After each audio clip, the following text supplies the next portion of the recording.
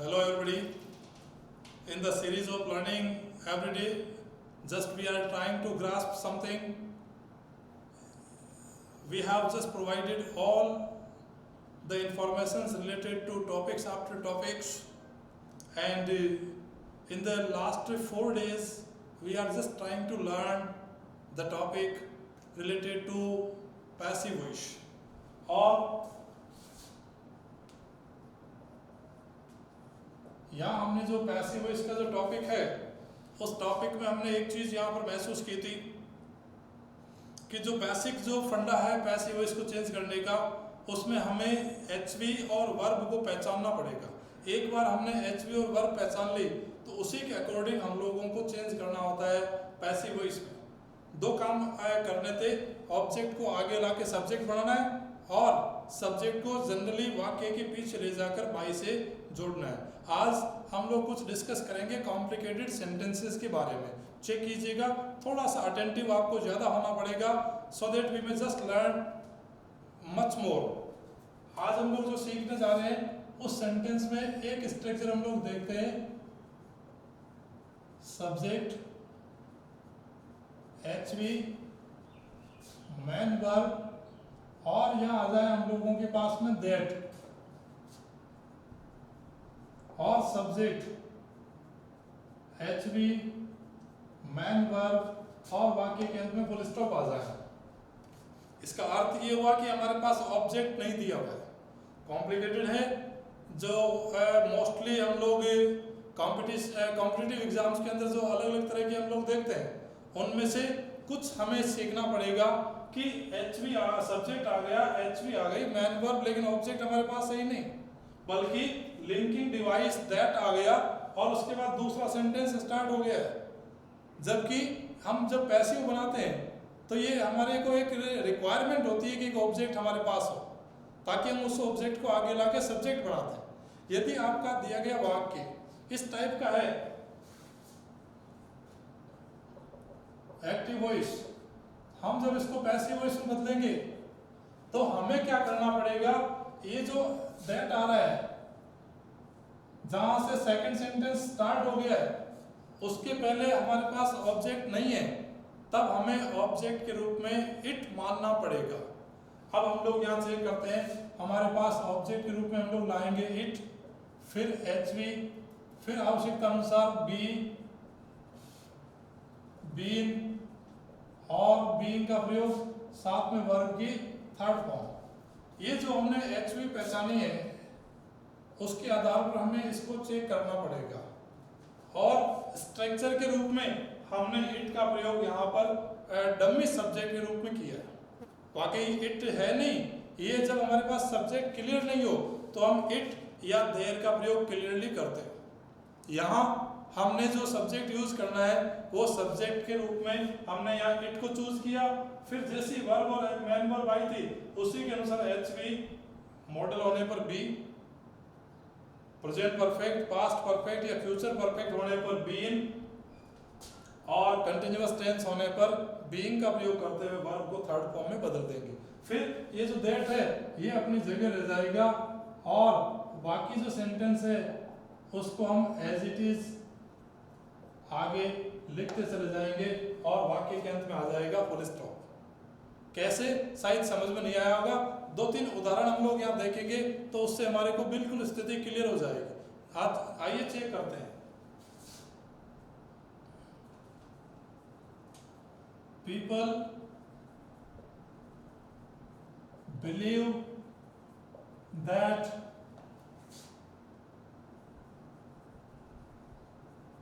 Corona might die with heat। अब आप यहां देखें, सब्जेक्ट वी फर्स्ट और दैट आ गया और बाकी का सेंटेंस आगे अपने हिसाब से बना हुआ है। ऑब्जेक्ट है ही नहीं। इसके पहले हम लोग टेंस की टेबल में बातचीत कर चुके हैं कि वी फर्स्ट आए, एस या ईएस उसके साथ और हो तो हम उस वाक्य में यूज कर देते हैं इजारा और वर्ब की थर्ड फॉर्म।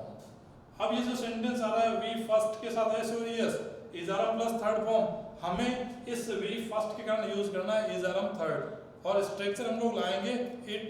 तो ये हुआ एक्टिव वॉइस का वाक्य। हम इसको चेंज करें पैसिव वॉइस में तो हमारे पास आया इट, कहीं नहीं है, स्ट्रक्चर के रूप में हमने इट का प्रयोग किया है। अब बिलीव फर्स्ट फॉर्म है इसीलिए इज का प्रयोग करेंगे क्योंकि इट एक वचन है, तो इट इज, और हम यहां यूज कर देते हैं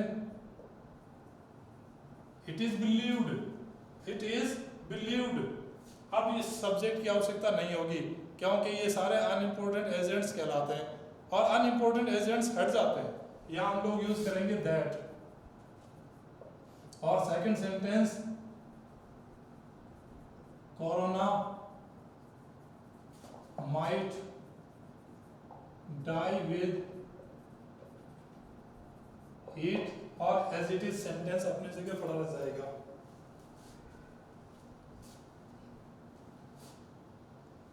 ये एक और लेते हैं,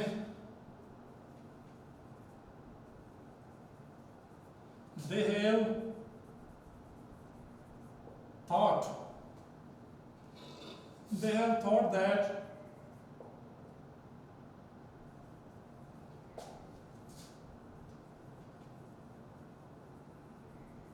government will do it। अभी भी आप यदि देखें फोकस करें इसमें तो हमारे पास यहाँ आया हुआ है हैव और साथ में वर्ब की थर्ड फॉर्म, और यहाँ आ गया हमारे पास में दैट, और यहाँ से हमारा सेकंड सेंटेंस स्टार्ट हो गया है। ऐसी स्थिति में हमारे पास ऑब्जेक्ट अभी भी नहीं है, और जब ऑब्जेक्ट नहीं मिल रहा हमारे पास तो हम क्या करेंगे, हम इस पैसिव वॉइस में इट का प्रयोग करते हुए हमारा इमेजिनरी सब्जेक्ट अप्लाई करेंगे पैसिव वॉइस, और हम लोग यहाँ यूज करेंगे इट। यहाँ हैव प्लूरल है, हम यहाँ एक वचन का प्रयोग करेंगे इट हैज, और वर्ब की third form it has been thought, it has been thought. अब देखिए हैव थॉट आया क्योंकि देर लगा हुआ था हैव, या इट आया तो हैज बीन थॉट, और फिर दैट का प्रयोग करते सेकंड सेंटेंस को एज इट इज लिख देंगे, दैट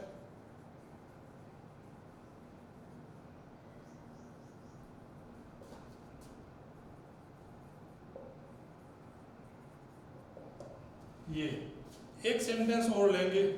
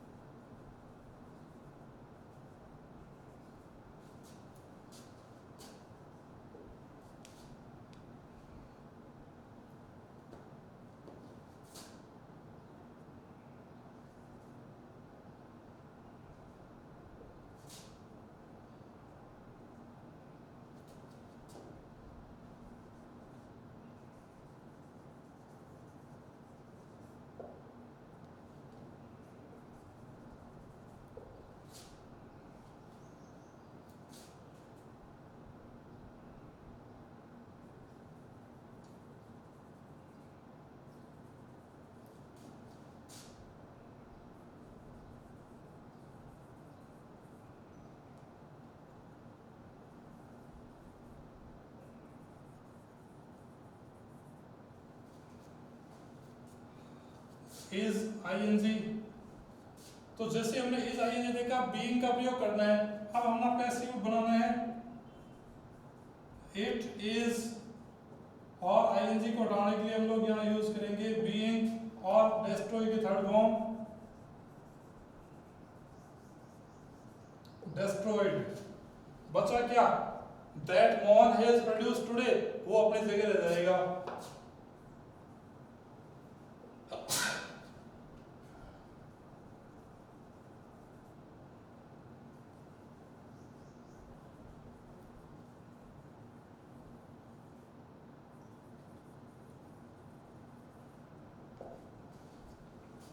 इस प्रकार से आपको चेक करना है फिर से, यदि सब्जेक्ट आ जाए एच वी हो या फिर मैन वर्ब दी हुई हो, इसको पहचानते हुए टेंस की टेबल को कंफर्म करना है और हमें स्ट्रक्चर के रूप में इट का प्रयोग करते हुए एच भी लगानी है। मॉडल होने पर बी, परफेक्ट टेंस होने पर बीन, कंटीन्यूअस टेंस होने पर बीइंग और पैसिव वॉइस में हमेशा आती है वर्ब की थर्ड फॉर्म। ऐसा करते हुए हम इस एक कॉम्प्लिकेटेड सेंटेंस को यहाँ पर सीख सकते हैं। एक और सीखेंगे।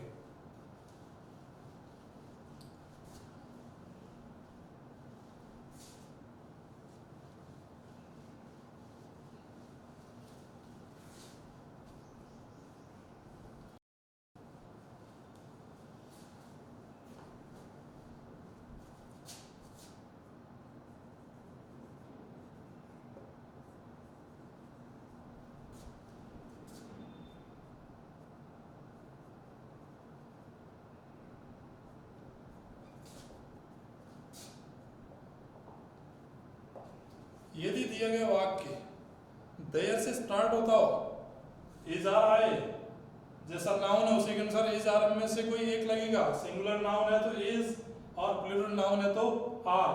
फिर उसके बाद कोई नाउन के बाद टू इन्फिनेटिव आ जाए तो हमें जो चेक करना है पैसिव वॉइस का, वो चेक ये करना है कि इस टू प्लस वी फर्स्ट को हमें चेंज करना है to plus be plus V third और सेंटेंस एज इट इज रहेगा।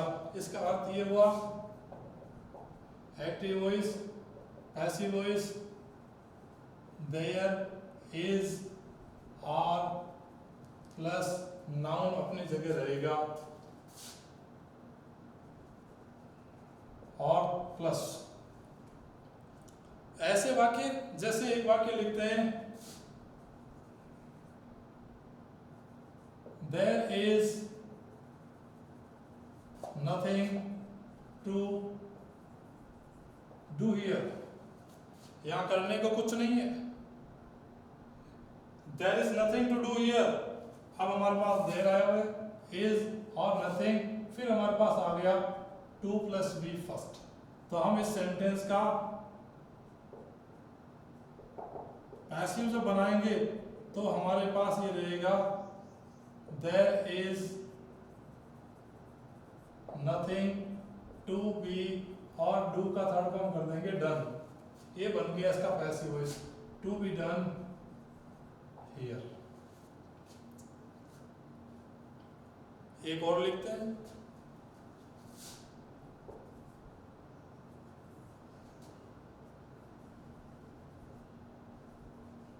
there are lots of questions, there are lots of questions to solve in the period.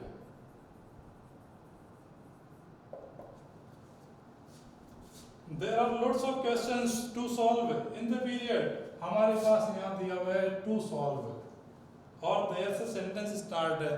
तो आप लोगों को क्या करना है, इसी देर से स्टार्ट देते हुए यहाँ तक पहुँच जाइए और टू के बाद बी लगाकर वर्ब की थर्ड फॉर्म कर दीजिए। आप मन में यदि बोलें तो आपको लगेगा कि yes we are getting confidence, हाँ हम लोगों को आत्मविश्वास आ रहा है। चेक कीजिएगा, इसका पैसिव बनाएं there are lots of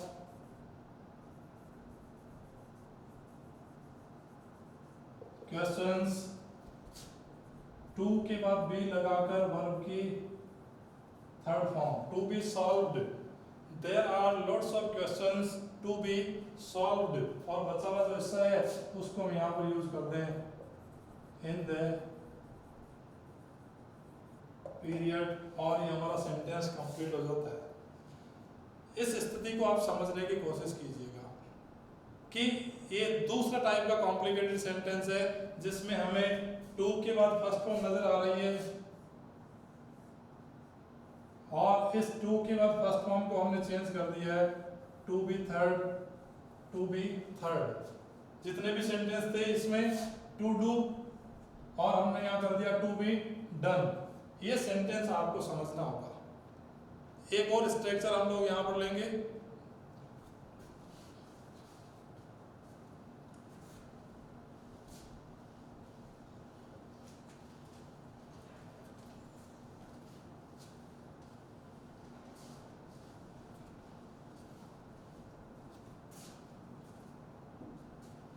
correct form of the verb में ये रूल है कि कुछ ऐसी वर्ब्स है जिनके बाद एक ऑब्जेक्ट आता है, फिर उनके बाद वर्ब की फर्स्ट फॉर्म आती है। उन लिस्ट की उन वर्ब्स की मैं यहाँ एक लिस्ट दे रहा हूँ, आप चेक कीजिएगा।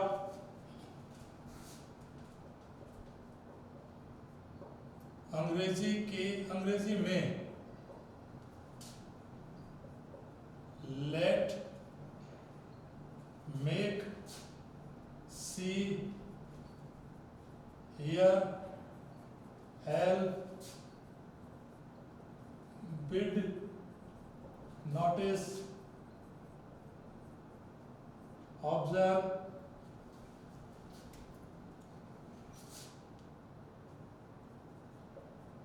watch,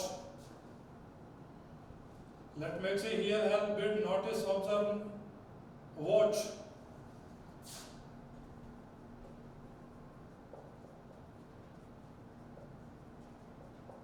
जैसी क्रियाओं के बाद एक ऑब्जेक्ट दिया हुआ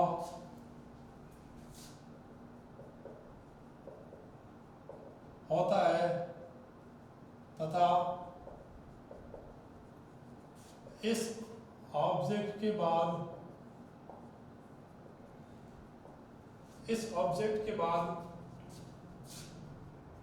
वी फर्स्ट दी हुई होती है। हमें क्या करना है, चेक करते हैं एक बार इस नियम को, यहीं पर एक बार रखते हुए दो सेंटेंस देते हैं। I saw an old man walk on road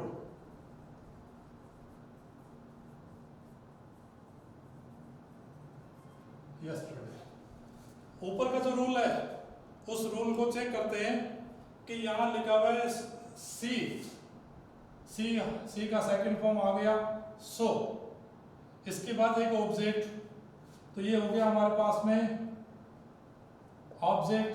अब इन्हीं के बाद ये ऑब्जेक्ट के बाद वी फर्स्ट और दी हुई होती है जिसे बेयर इन्फिनिटिव कहते हैं, तो ये हुआ वॉक, बेयर इन्फिनिटिव। हमें जो पैसिव बनाना है वो पहले तो पैसिव इसका बनेगा हमारे को। अब हमने नियम क्या चेक करना है वो हम लोग यहां देखेंगे। ऐसी स्थिति में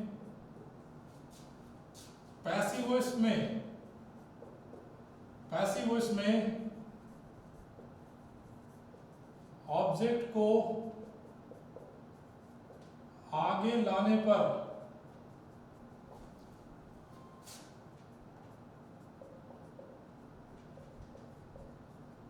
दोनों वर्ब्स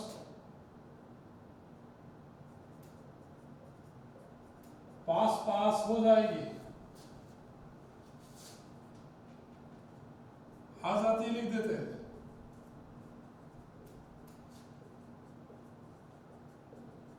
ऐसे में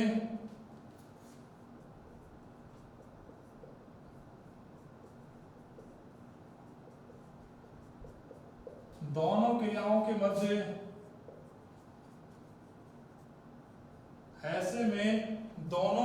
के मध्य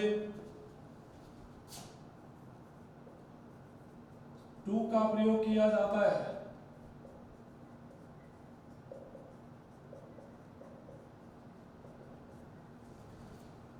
दोनों क्रियाओं के मध्य टू का प्रयोग किया जाता है। कैसे, अब हम देखते हैं इसको। इस एन ऑब्जेक्ट को हम लोग आगे लाते हैं। एन ओल्ड मैन ऑब्जेक्ट हमने आगे लिया है। सी सो सी इन सेकंड फॉर्म दिया हुआ है। टेंस की टेबल में आप देखो तो सेकंड फॉर्म का पैसिव बनता है वॉज वर प्लस वर्ब की थर्ड फॉर्म से। आप पीछे के वीडियोस देखोगे तो वहां टेंस की टेबल लिखी हुई है जिसमें क्लियरली लिखा हुआ है कि वर्ब की सेकंड फॉर्म हो तो उसका पैसिव बनता है वॉज वर प्लस वर्ब की थर्ड फॉर्म से। अब हमने यहाँ सेकंड फॉर्म दिया हुआ सी सो सीन, सेकंड फॉर्म है तो ओल्ड मैन एक क्वेश्चन हुआ, तो हम यहाँ करेंगे वॉज सीन। अब ओल्ड मैन आगे आ गया और सी क्या हो गया सीन। अब ये वॉक और सीन दोनों पास पास आ रही है। अब नियम देखना, दोनों वर्ब्स पास पास आ जाती है, ऐसे में दोनों क्रियाओं के मध्य टू का प्रयोग किया जाता है। अब हम यहां जोड़ेंगे टू वॉक, ये आपको समझना होगा। पहले इस सो के कारण ऑब्जेक्ट था तो हमने बेयर इन्फिनिटिव जोड़ा, अब उस बेयर इन्फिनिटिव को हमने चेंज करना है टू इन्फिनिटिव में, क्योंकि दोनों क्रियाएं पास में आ रही है। आगे एज इट इज रहेगा, ऑन रोड यस्टरडे। इस स्ट्रक्चर को आप देखिए, इन क्रियाओं को अंगुली पे याद करना पड़ेगा कि क्या हम लोगों को काउंट हो रही है, क्या हम इनको सीख पा रहे हैं। एक बार यदि हमने इनको पता लगा लिया कि हम इनको सीख पा रहे हैं, तो आपको इनका पैसिव बनाने के लिए ऑब्जेक्ट आगे लाना है। अब ये दोनों क्रियाएं पास पास आई, आपको बीच में लगाना है टू। एक सेंटेंस और देखेंगे, इन नियमों को आप लगातार लिखते रहिए कॉपी में, बार बार वीडियोस हम लोग नहीं देख सकेंगे। ऐसी स्थिति में यदि हमारे पास कॉपी में लिखा हुआ हो तो हम जैसे ही आवश्यकता होगी हम कॉपी में कंसल्ट कर सकते हैं। इसलिए please keep writing all the rules date wise in your copies. Thank you.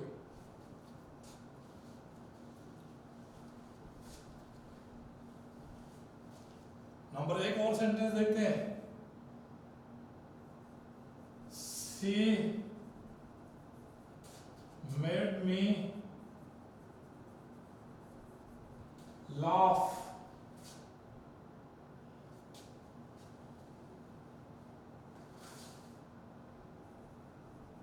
she has made me laugh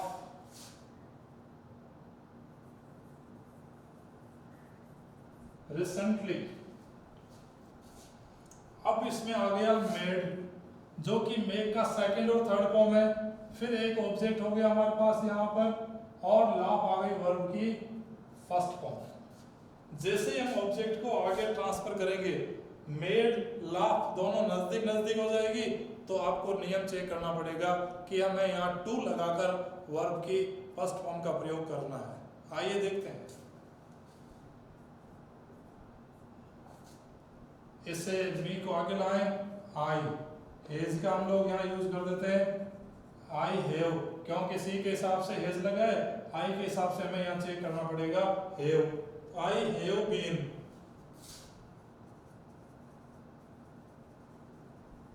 made, I have been made.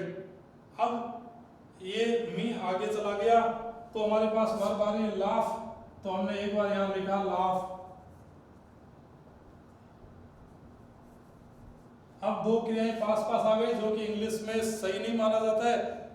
ऐसी स्थिति में हमें दोनों क्रियाओं को टू से जोड़ना पड़ेगा, और जो बेयर इन्फिनिटिव था वो हमें यहाँ चेंज करना पड़ेगा टू इन्फिनिटिव्स में। बाकी बचा रिसेंटली, और इस सी को पीछे लिखने की आवश्यकता नहीं होगी। रिसेंटली और फुल स्टॉप। एक लास्ट सेंटेंस और, कोई एक क्रिया देख लेते हैं।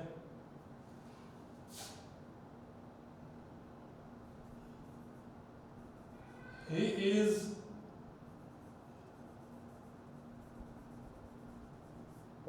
watching। अब देख रहा है, क्या किसको देख रहा है? यहां हम लोगों को एक ऑब्जेक्ट सप्लाई देनी पड़ेगी। He is watching me teach you। अब हमें चेक करना है कि ये वॉच आ गया, यहां लिखा हुआ वॉच, ये हमारे पास में ऑब्जेक्ट, और ये टीच हो गई वर्ब की फर्स्ट फॉर्म। जैसे ऑब्जेक्ट आगे आएगा दोनों क्रियाएं नजदीक हो जाएगी। ऐसी स्थिति में आप बता दीजिए क्या होगा इसका, चेक कीजिए, आपको आता है। किसको आगे लाएं? इस मी को, तो यहां हमारे पास में हुआ आई, इस को हम लोग चेंज करेंगे एम, आईएनजी हटाने के लिए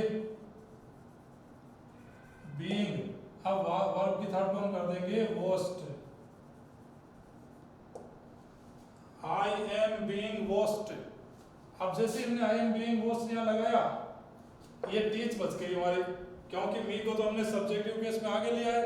अब ये जो टीच बचा है इसको हमें चेक करना पड़ेगा, to be taught, mistake mistake mistake mistake mistake mistake, to taught, to taught, बचा क्या यू, वो यू अपनी जगह रह जाएगा और फुल स्टॉप, इसकी आवश्यकता नहीं है, पीछे ले जाके जरूरत नहीं है। यहां से एक नियम हम लोग और चर्चा करेंगे और उसी के साथ हमारा ये पीरियड हम लोग आज का समाप्त करेंगे। इन वर्ब्स को याद कीजिए और साथ में ये एग्जाम्पल्स है लगातार अपनी कॉपी में लिखते रहिए। फिर से निवेदन है, आप लगातार लिखते रहिएगा, हम बार बार वीडियोस नहीं देख पाएंगे। ऐसी स्थिति में यदि कॉपी में हमारे पास लिखा हुआ है तो आवश्यकता होने पर हम आराम से उसमें कंसल्ट कर सकते हैं।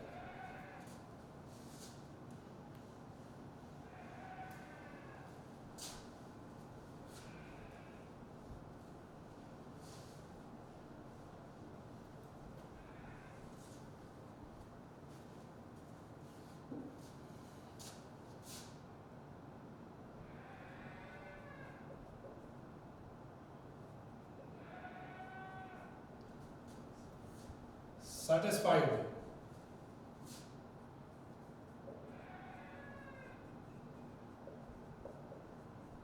disappointed, pleased,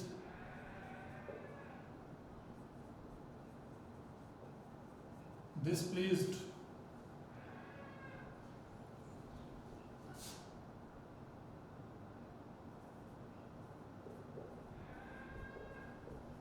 astonished,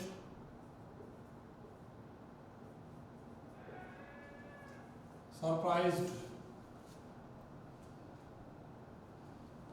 अब आपको नियम चेक करना है, यदि दिए गए वाक्य में, यदि, इसके पहले एक बार मैं आपको वापस ले चलता हूँ। जब हमने स्टार्टिंग के अंदर अपना सेंटेंस बनाना स्टार्ट किया था तो हमने एक नियम सुना था कि एक एक्टिव वॉइस के एजेंट यानी सब्जेक्ट को सामान्यतः वाक्य के अंत में पैसिव वॉइस में जोड़ दिया जाता है, लेकिन कुछ ऐसी वर्ब्स है जिनके लिए अलग से कोई प्रीपोजिशन हम लोग लगाते हैं। यहाँ हम लोग नियम चेक करेंगे।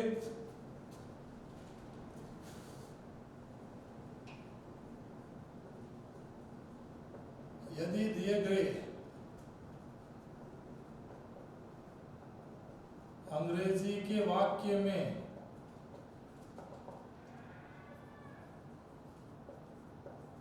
वर्ब के रूप में satisfied, disappointed, pleased, displeased, astonished, surprised, shocked जैसी क्रियाएं दी हुई हो, वर्ब रूप में जैसी क्रियाएं हो,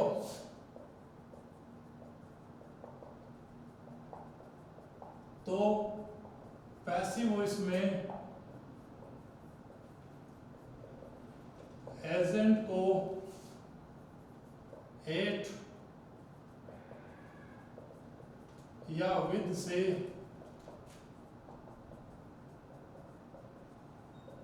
जोड़ा जाता है। अब तक जो हमने चेक किया था कि बाई लगा रहे थे हम लोग, लेकिन ये यदि क्रियाएं आ जाएं, इन क्रियाओं में से कोई एक आ जाए तो हमें यहाँ पर यूज करना पड़ेगा एट या विद। अब हम लोग यहाँ पर आते हैं, एक सेंटेंस लेते हैं। Your work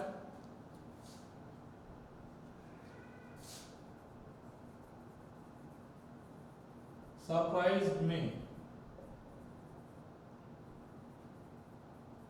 too much. आपका कार्य मुझे बहुत अधिक आपके कार्य ने मुझे बहुत अधिक अचंभित किया। यहाँ हमारे पास वर्ब आ गई सरप्राइज्ड। फर्स्ट फॉर्म आए, सेकंड फॉर्म आए, आईएनजी फॉर्म आए, लेकिन पैसिव में तो थर्ड फॉर्म आनी तय है। ऐसी स्थिति में हम ऑब्जेक्ट को आगे लाएंगे और हमारा पैसिव बनेगा आई। सेकंड फॉर्म है सरप्राइज, तो आई वॉज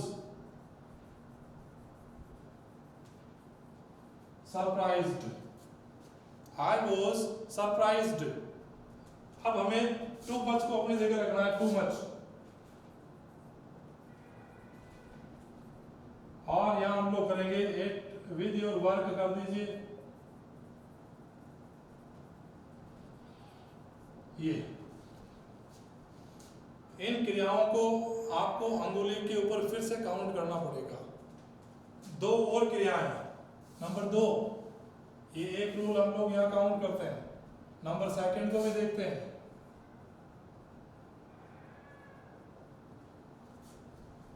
यदि वाक्य में नो ऑब्लाइज जैसी क्रिया हो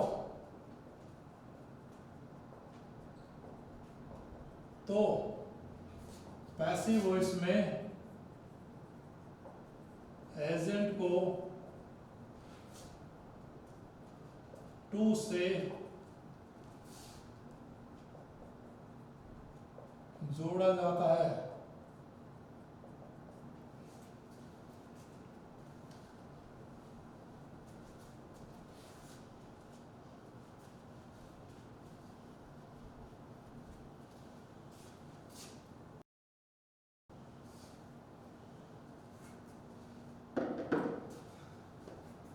एजेंट का मतलब एक्टिव वॉइस का सब्जेक्ट जिसे पीछे ले जाएंगे वो एजेंट कहलाएगा। अब हमें यहां पर चेक करना है, यू नो मी वेल, एक sentence, you know me well, आप मुझे अच्छे से जानते हो। अब ये जो सेंटेंस बना है, इस सेंटेंस में आ गई हमारे पास वर्ब की फर्स्ट फॉर्म, ऑब्जेक्ट और सब्जेक्ट। अब हमने वी फर्स्ट तो इजारम थर्ड करना है। अब आप यहाँ पर चर्चा करते हैं, वी फर्स्ट हो तो इजारम थर्ड, मी को आगे लाए तो हमारा पैसिव बना आई एम नॉन वेल। यहां तक कोई दिक्कत नहीं है। अब इस यू को पीछे ले जाएंगे, ये एजेंट है। अब इसको बाई यू नहीं करना है, अक्सर ऑप्शन में बाई यू दिया हुआ है जो गलत होता है। हमें इसको जोड़ना है टू यू, यानी ये प्रीपोजिशन यहां पर टू लगेगा। और लास्ट नियम यहां पर,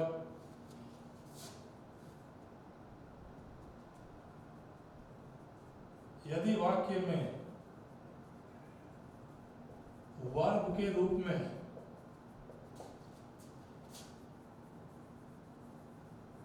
इंटरेस्ट हो तो पैसिव वॉइस में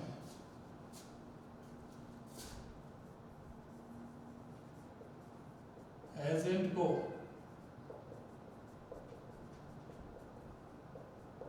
इन से जोड़ा जाता है। वर्ब इंटरेस्ट प्रीपोजिशन इन, एक सेंटेंस एग्जांपल के रूप में, English interests me, we first is are am third, हम मी को आगे लाएंगे तो हमारा वाक्य बनेगा आई एम, क्योंकि वी फर्स्ट है इसलिए इजारम प्लस वर्ब की third form, I am interested to English, by English नहीं बल्कि इन इंग्लिश। एजेंट को इन से जोड़ना है क्योंकि वर्ब दी हुई है इन, तो यहां हम लोग यूज करेंगे इन इंग्लिश और फुल स्टॉप। आप चेक कीजिए क्या आपके पास ये सारी क्रियाएं यहां पर कंफर्म हो पा रही है। फिर से एक बार समअप कर देते हैं 2 मिनट 3 मिनट में। सबसे पहले जो आज हमने सीखा वो था, दिए गए वाक्य में वर्ब के बाद में दैट लगा हुआ हो और साथ में ऑब्जेक्ट नहीं हो तो हमें पैसिव में इट का प्रयोग करते हुए आगे वाक्य को बढ़ाना है। दूसरा जो वाक्य हमारे पास में था वो ये था कि यदि देर वोज पर आ जाए या देर इज आर आ जाए और नाउन हो, फिर नाउन के बाद टू प्लस वी फर्स्ट दिया हुआ हो, तो हमें वो जो टू है उसके बाद बी लगाकर वर्ब की थर्ड फॉर्म करना है। इसके पहले जो हमने नियम देखा था वो नियम ये था कि यदि दिए गए वाक्य में let, make, see, hear, help, bid, notice, observe जैसी क्रियाएं आ जाएं तो एक ऑब्जेक्ट दिया हुआ मिलेगा, उस ऑब्जेक्ट के जस्ट बाद एक वर्ब होती है। जैसे ही ऑब्जेक्ट को हम आगे निकाल देंगे दो क्रियाएं पास पास आ जाएगी, उन दोनों क्रियाओं को हमें टू से जोड़ना पड़ेगा। और लास्ट स्ट्रक्चर अभी ये हमारे पास में कुछ क्रियाएं आई थी, फिर से सम अप कीजिएगा। यदि अंग्रेजी के दिए गए वाक्य में pleased, displeased, satisfied, disappointed, surprised, shocked जैसी क्रियाएं आ जाएं तो उसमें हम पैसिव वॉइस में एजेंट को किससे जोड़ेंगे? आप बता दीजिए किससे जोड़ेंगे? उनको हम पैसिव वॉइस में एट या विद से जोड़ेंगे। यदि आपको लग रहा है कि कोई साधन है, दिए गए वाक्य में कोई इक्विपमेंट आ रहा है तो आप विद कर दीजिए, कोई सेंस आ रहा है तो एट का प्रयोग कर दीजिए। दो क्रियाएं नो और ऑब्लाइज तो एजेंट को जोड़ेंगे टू से, और इंटरेस्ट आ जाए वर्ब में तो एजेंट को जोड़ेंगे इन से। उम्मीद करता हूं आप लगातार सीख रहे हैं, और कितना आप सीख रहे हैं इसके लिए आप लगातार कमेंट्स बॉक्स के अंदर कमेंट्स कीजिए ताकि हमें पता चले कि आप हमसे लगातार जुड़ रहे हो। धन्यवाद।